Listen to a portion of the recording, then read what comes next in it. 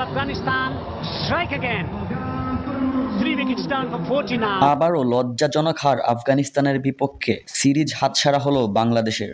আবুধাবির cricket মাঠে অনুষ্ঠিত series নির্ধারণী ম্যাচে আবারও ব্যর্থতার মুখে পড়ে বাংলাদেশ।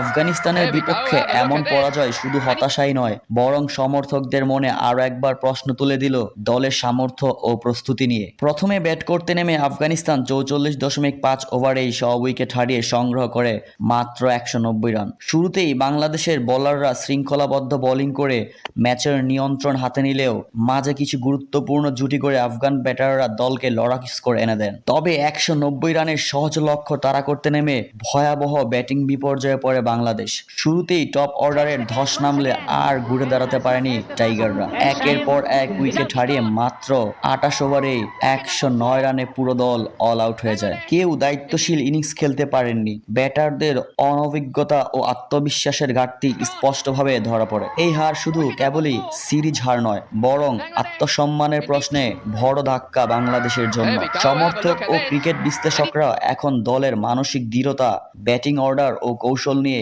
কঠিন প্রশ্ন তুলেছেন। সামনে বড় পরিবর্তনের দাবি দিন দিন জোরালো হচ্ছে। বাংলাদেশ ক্রিকেটের জন্য এই সময়টিকে বড় সতর্কবার্তা হিসেবেই দেখা হচ্ছে। এখনই পরিকল্পনা ও মানসিকতা না বদলালে সামনে আরো কঠিন সময় অপেক্ষা করছে বাংলাদেশ ক্রিকেটের জন্য।